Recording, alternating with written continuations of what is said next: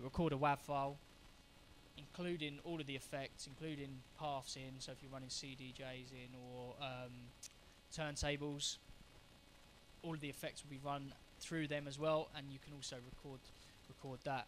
I really think this is the closest thing to the CDJ 2000, just because of all that functionality, and just because I don't have to just prep my music when I'm at home now, you know, getting it ready for playing out in the club.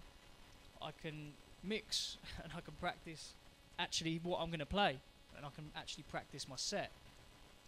Guys, that's the Wi-Fi stuff for the club use and for the home use. I'm going to answer any questions you guys have as well in a minute, but obviously I want to show you some effect stuff as well. All of that, everything I've just shown you so far, are the fundamentals. They're the things that you need if you're going to use Pioneer stuff anyway. They're the things that you need to DJ with. Now, extras like the RMX is like an additional, so something to add to your setup. Now this, I've set this up on a send return from the mixer. So send return ports on the back of here, coming out into the RMX, and then out of the RMX back into the return. So then on the effects section, you can see I've got the send return button flashing there. You choose send return, and the effects on the mixer are void then. You're using what you've got on here. Now, when I'm showing people this unit, I literally just get a beat, a loop running. So on the CDJ, find a track, and I may as well use the track I've been using all night, and get a 16-beat loop going. So on that Shotta tune, Shotta playlist, sorry.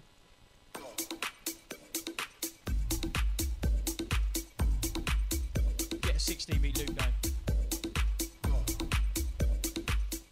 That ain't going to change. What you're hearing, I'm going to have to use this. What you're hearing now is just going to loop over and over again. I need 2 hands for this, so I have to.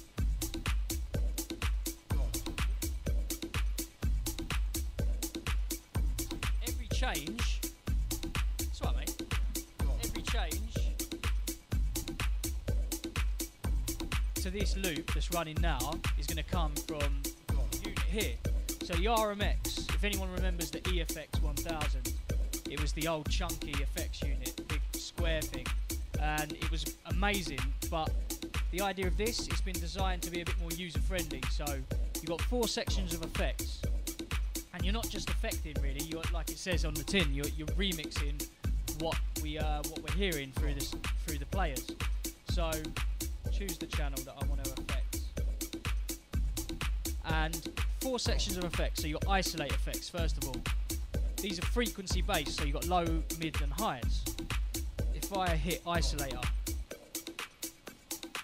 it's literally EQ. But with chunky rotaries, it's quite nice to have these big rotary pots. And all of this is fully customizable, so at the minute, that's a complete kill. But you've got this default and user setting over here. So I store all my own settings for this in the side, in an SD card, and you can customize everything. You can change how much each of these pots cut, how much they boost, frequency crossovers, echo delay parameters, literally everything, and put your own samples in. You can fully, I find it hard to use it on default now, I have to have it on user. The next 3 buttons are 2 effects each, so cut/add. If I turn the mid-range to the left, it's filtering, it's cutting the mid-range. And the same, you can do different values for the lows and the highs. If you turn the pot to the right, you get an add.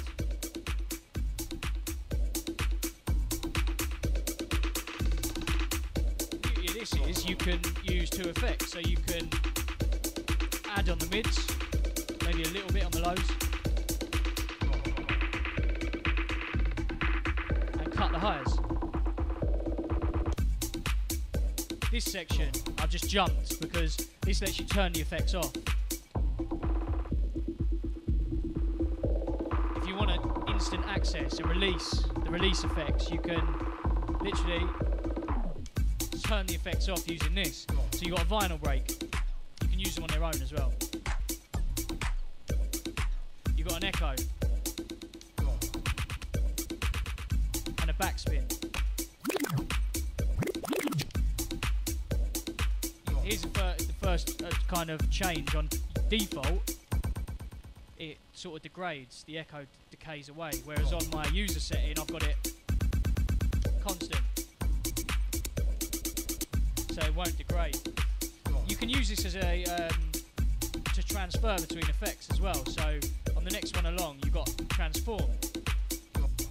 Transform is the effect I just showed you on the aero, and it chops the track up to different values. The beauty of this is you've got lows, mids and highs, so you can just chop up the lows. Turn the pot to the right, you get a roll. Roll is a repetition, you know, it's sampling a value and repeating it, but just in the mids.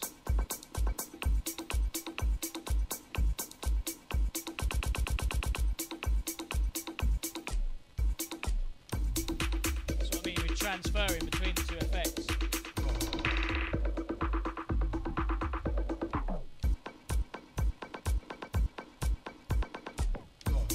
So yeah, you can do some pretty cool stuff with these, man. The last one along this isolate effects is gate and drive. Gate, strip the track back, so you can gate out certain frequencies, and it's just letting through a smaller segment, so you can really create your own breakdowns. If you turn the pots to the right, you get drive, so you get this distortion, which is wicked. For anyone who produces, you can get a VST with this, so you get a virtual version of this, which you can load up in Ableton, Cubase, Logic, Pro Tools, and you can control the VST with the hardware, USB. So you connect the USB to your computer, and all of these effects that you've only got for DJing here, you can use on individual sounds when you're making music, which is really cool. I haven't got a plug-in when I'm producing that sounds anything like that distortion.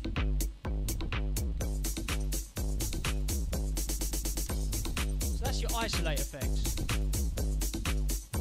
Next one along, scene effects. So you've got 10 effects over here. Red effect and blue effects. And the idea of these is build up and breakdown. So you've got the blue ones are your breakdown effects, and they'll strip the track back, and these will build the track up.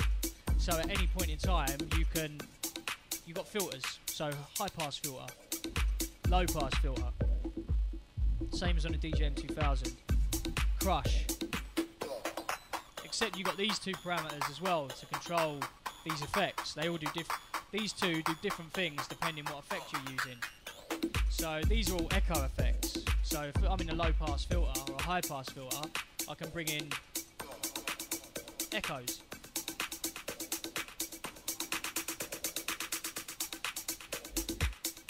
The BPM detection on here is so spot on as well.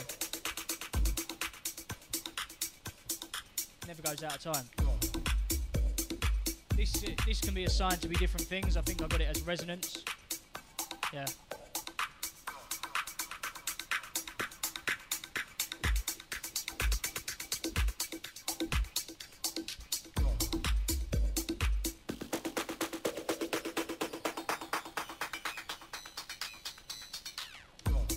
Spiral's really cool. This is like tape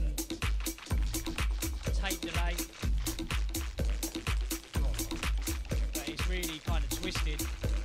And all of these blue effects, when you get past 12 o'clock on this, it starts to filter the track away, so you get this completely stripping it back. This becomes pitch.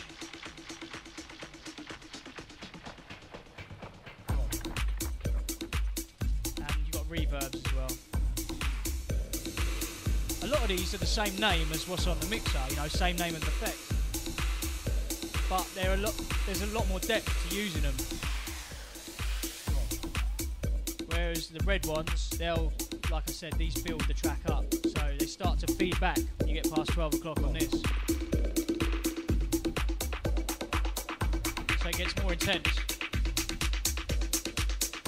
And you can use them together.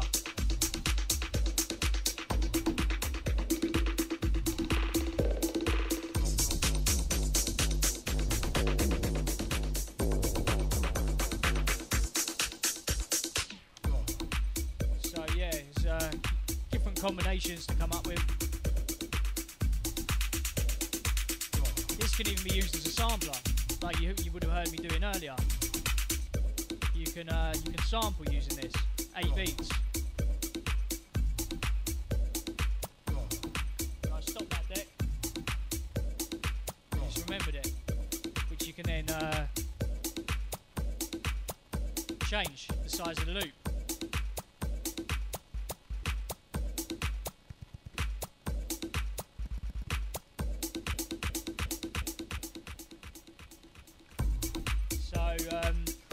Pretty cool 3 sections of really cool effects. Spot on BPM detection, it never really goes out of time. Nothing that really sounds like this, especially for production. Trying to create these sounds in the studio can take ages. Like,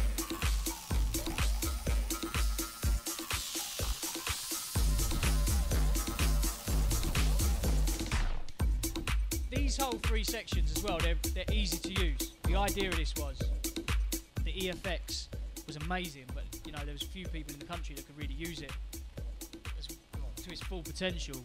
And this is almost like the colour effects on a DJM 800 or 900, or the Insta effects on the 2000. You've got instant gratification, you know, you choose an effect, turn a pot and it just sounds good.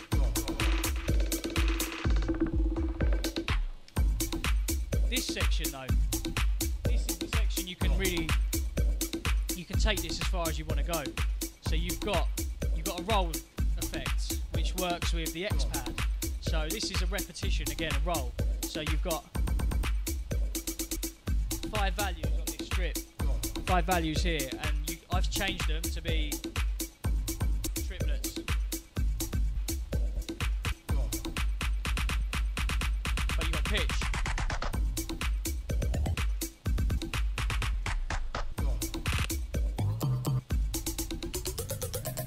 Do some cool little stuttering things with that. Really good demo of the BPM as well. If you're rolling, hit hold, turn the dry to wet down, it never goes out of time.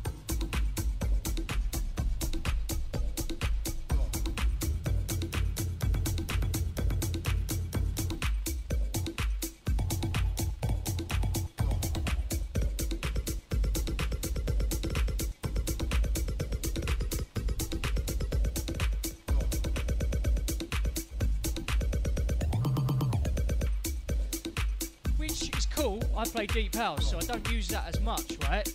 This is my favourite bit, the kick, snare, clap and hi-hat. You've got 4 default samples in there. Hit overdub. You can create drum beats over the top.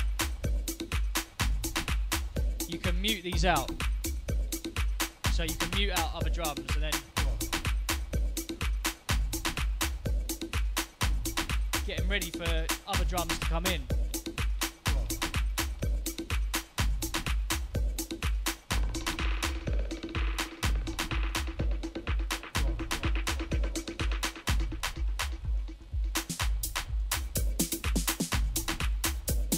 You can roll these drums as well.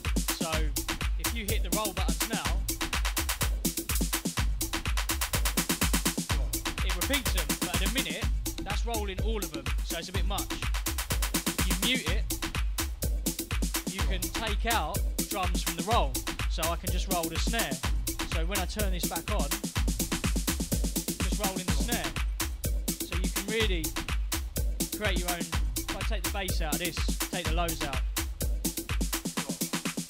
create your own breakdowns, and build ups.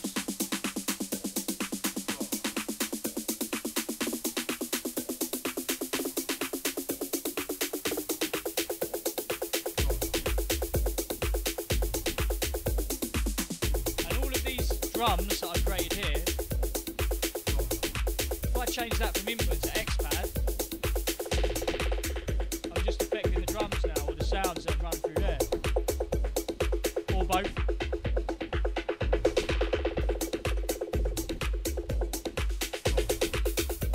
Which means you can sample it as well. So if I set my sampler up,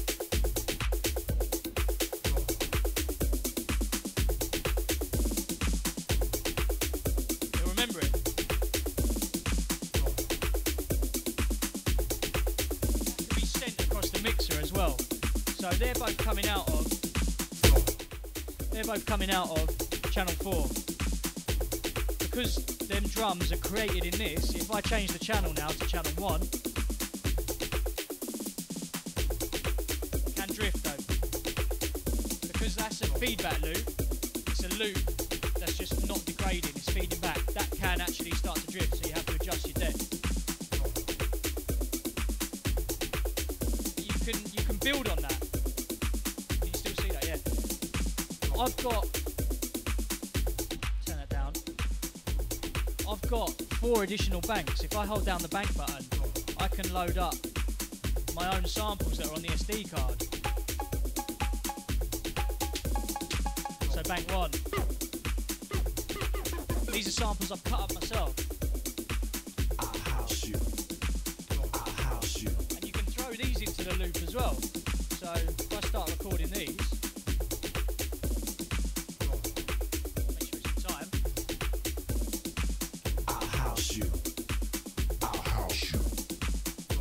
Remembers it.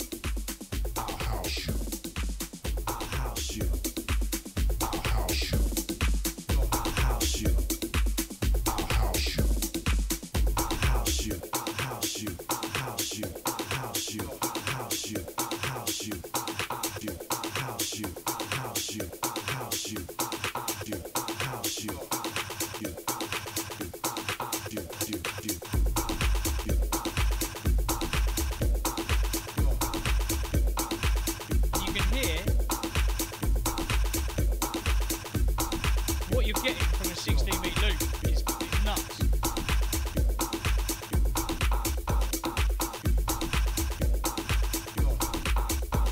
Jump back to another bank.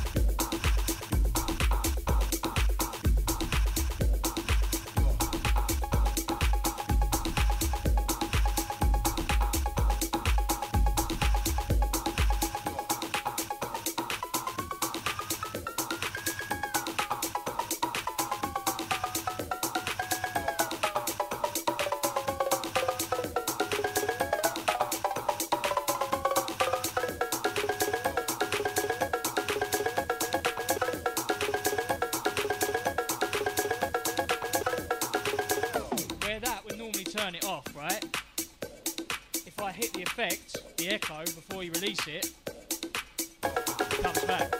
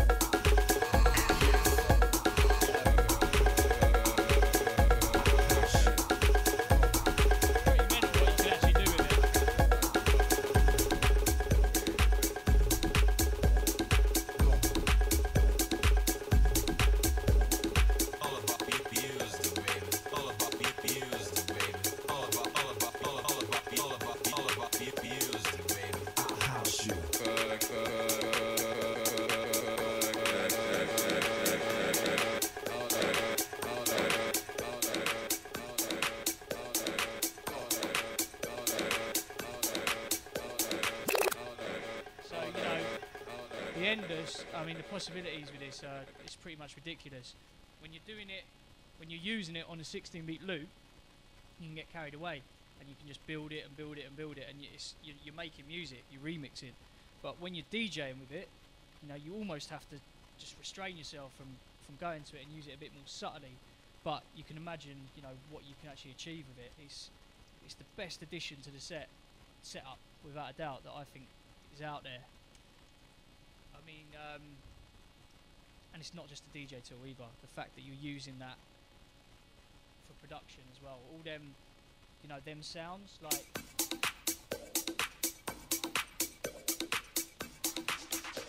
Them delays. That stuff. Creating a sound like that.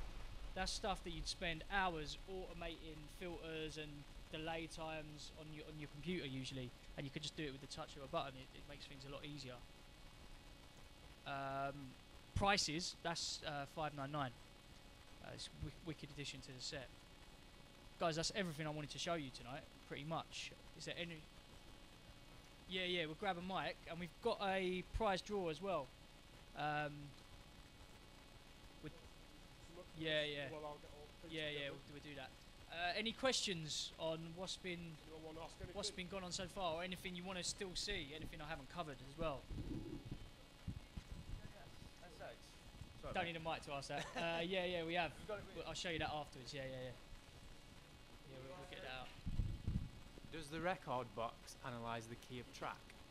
Yeah, it does. It's I didn't mention it, but we've got our own key algorithm as well. So any track that goes in there, it will analyse it. Yeah, you know, you probably noticed on my tracks they had the mixed in keys stuff as well, just because I've always used it. But with ours, with the key algorithm on ours, when you're playing a tune on here, it will highlight any tunes that you're going through in green that will mix in key. So you don't really have to, you know, it's another way of going about it.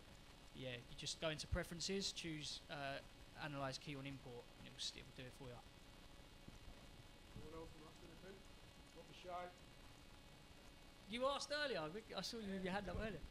The one before was about the hot cues. Would your hot cues save onto your USB stick? Obviously they do, because you showed me that. Yeah. The other one I was going to ask was to do with the quantize function and the DGM 2000, but I forgot how I was going to ask it. So if you want to take the mic round, and then I'll think, and then yeah, sweet mate. Yeah, sort of think about it. No worries, man. Anyone else ask anything? Is there a way to speed up the export onto your USBs? Like change to your hardware, or because I find it quite slow. Yeah, there is. What do you use? What are you exporting to? Just USB 2. Yeah, get a USB 3. That hard drive is USB 3 and it's rapid. Everything I export is really quick. Well, this I've just started using this SD card, and 32 gig, but they're fast. They're for video, so they, you know, what is it? I'll tell you after what brand it is, just because it's a good brand, and that's 50 quid, and that's rapid as well. Yeah, Extreme Pro, so it's designed for doing video, you know, massive video files. So yeah, just get the fastest you can get, USB 3 or a really good SD card.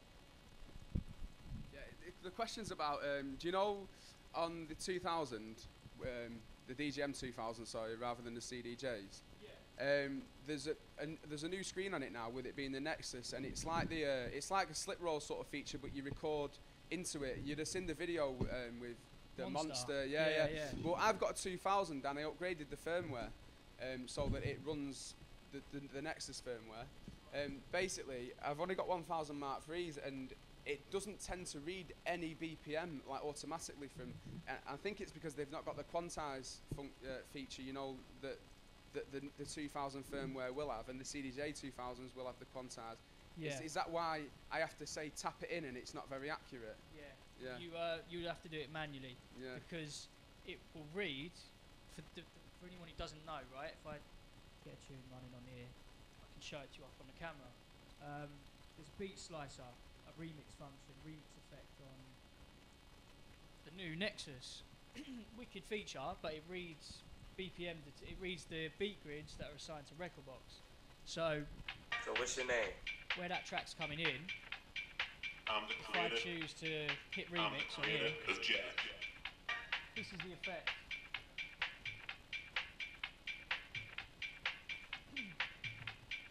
If I hit what's your name? source select, see on channel 4 it says grid. So it's actually saying grid there, meaning it's detecting a Recordbox grid. So if you're not playing on Recordbox, yeah, you have to enter that in manually. So what's your name? can't even press master on it or anything like that. It's just totally greyed out. It's like it's not functional.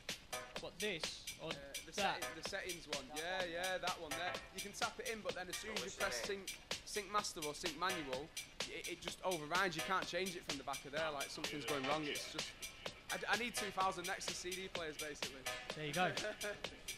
Yeah. It's a cool effect when it's reading record box. So that's recording it in. That loop is now playing over the top of what's coming through there. And because it's record box analysed, you know, the deck can be stopped and it will still play. But the idea is it splits the audio up into 8 segments, so you can repeat whichever segment you want. So if I repeat the first segment, you can repeat it by a beat, a half beat, a quarter and an eighth. And if you hit sequence record, you can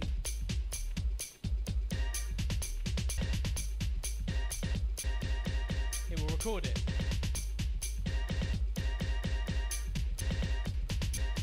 It's like a tactile effect, so you can tap away, but you can send that to another channel as well. So what's your name? So you've got the loop coming through channel 2, and the original coming through the original.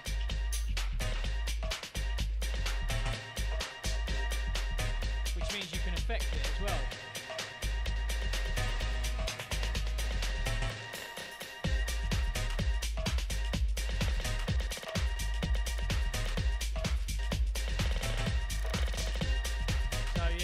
Cool effect, man. The stuff you can do with it. For vocal tunes, it works really well because you can slice the vocal. And You know the CDG 2000s are LAN linked, aren't they? Are these Wi-Fi linked rather than LAN linked? Nah, there's still a LAN port on the back of them, and you can still just run a LAN cable from this one to that one, or into the mixer. This DJM 2000's got a port switch. So you can't run into that. The Wi-Fi stuff, they're Wi-Fi compatible. So then there's no Wi-Fi router built into these. But what I've done, I've run both of these into the mixer. Then I've run a Wi-Fi Airport Express into the mixer as well. And that is then making them Wi-Fi. So say on your phone, you jump on that Airport Express connection, and you can see they'll see the CDJs basically. So basically, you can link them together Wi-Fi if you use a USB. No, you have to link them with LAN. Yeah, they're linked with LAN. But if there's a Wi-Fi router that you're linking them with, they become Wi-Fi. Yeah, compatible. On that LAN, is that when the decks go red? Is that through LAN or is that through the USB? Because I've got two CDJ 2000s, not the Nexus. And they're not going red when I've got them LAN. What mixer have you got? DJM 900. 900. So there's a LAN port on the back of the mixer. What you need to do, instead of connecting the CDJs together, you need to get a little switch, I used to have one from Maplin, a really cheap network switch, £10, like a network hub with 3 or more ports, and just run the cable from the CDJ, this CDJ and the mixer into that switch. That's what I'm doing. Right. It's not going red though. So you can see you've got a player number on the CDJ. Yep. That player number is 1. Or no, we'll focus on that one because it's got music playing. That says 4, yeah? Just there. That means the BPM information from this deck is being sent to channel 4. It also means when there's music playing on there, when channel 4 is lifted, it goes red. Basically meaning it's live. I know, exactly now, yeah. Because I go through channels 2 and 3.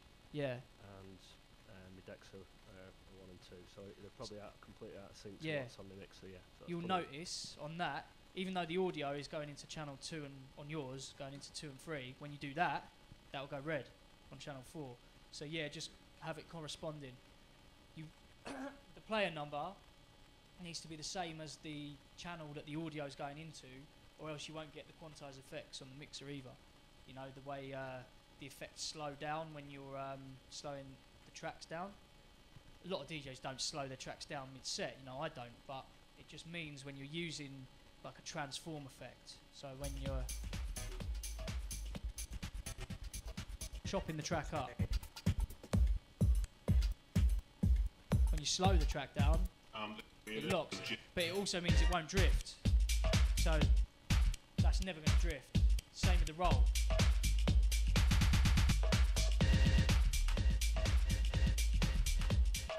Never drifts. Whereas the way you're using it, it will.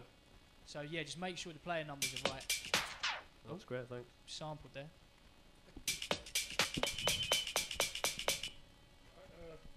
Great from League first season, looking at DJ house set.